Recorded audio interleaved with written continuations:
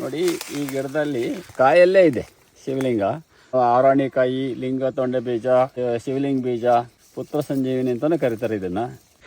ನೋಡಿ ಇದು ಶಿವಲಿಂಗ ತರ ಇದೆ. ಒಬ್ಬ ಶಿಲ್ಪಿನೂ ಈ ರೀತಿಯಾಗಿ ಕೆತ್ತನೆ ಮಾಡೋದಕ್ಕೆ ಸಾಧ್ಯನೇ ಇಲ್ಲ. ನೋಡಿ ಪ್ರಕೃತಿ ನಡುವೆ ಎಂತೆಂಥ ವಿಸ್ಮಯಗಳಿರ್ತವೆ. ಮದುವೆ ಆಗಿ ಮಕ್ಕಳಾಗ್ದಿಲ್ದವ್ರಿಗೆ ಈ ಹಣ್ಣು ಭಾಳನೇ ಉಪಯುಕ್ತ. ಈ ಕಡೆನೂ ಶಿವಲಿಂಗ ಇದೆ, ಮತ್ತು ರಿವರ್ಸ್ ಹಿಂಗೆ ಮಾಡಿದ್ರೂ ಮತ್ತು ಇಲ್ಲೂ ಶಿವಲಿಂಗ ಇದೆ. ಎರಡೂ ಸೈಡು ಶಿವಲಿಂಗ ಇರೋಂಥ ಅಪರೂಪದ ಸಸ್ಯ ನಮ್ಮ ನಡುವೆನೇ ಇದೆ. ಇದು ಲಿಂಗ ತೊಂಡೆ ಬೀಜ, ಲಿಂಗ ತೊಂಡೆಕಾಯಿ. ಇದು ಮಕ್ಕಳಿಲ್ದಲೇ ಇರೋವಂಥವ್ರು, ಅದು ಗಂಡು ಮಗುನೇ ಬೇಕು ಅಂತಾನೆ ಇರೋರು ಉಪಯೋಗಿಸ್ಬೋದು ಅಂತ. ಅದಕ್ಕೆ ನಾವು ಹೇಳೋದು ಮಕ್ಕಳು ಸಂತಾನ ಇಲ್ದವ್ರು ಯಾರು ಬೇಕಾದ್ರೂ ಉಪಯೋಗಿಸ್ಬೋದು. ರಜೋ ಆದ ನಂತರ 4ನೇ ದಿವಸದಿಂದ ಇದನ್ನ 8 ದಿವಸ ಕುಡಿಬೇಕು. ನೋಡಿ ಯಾವ ತರ ಇಟ್ಟರು ಅದು ಪೀಠ ಹೆಂಗಿದೆ, ಪೀಠ ಸೇಮ್ ಹಂಗೆ ಇದೆ. ಇದನ್ನ ಹೆಂಗೆ ಉಪಯೋಗಿಸೋದು?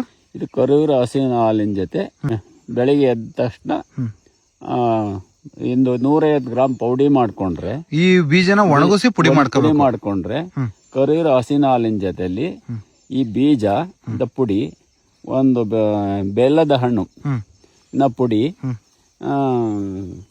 ಸೌತೆ ಬೀಜದ ಪುಡಿ, ಈ ಮೂರನ್ನು ಸಮ ಪ್ರಮಾಣದಲ್ಲಿ ತಗೊಂಡು 8 ದಿವಸ ಗಂಡ ಹೆಂಡತಿ ಇಬ್ಬರೂ ಉಪಯೋಗಿಸಿದ್ರೆ ಇದು ಗರ್ಭವತಿ ಆಗೋದ್ರಲ್ಲಿ ಸಂಶಯನೇ ಇಲ್ಲ.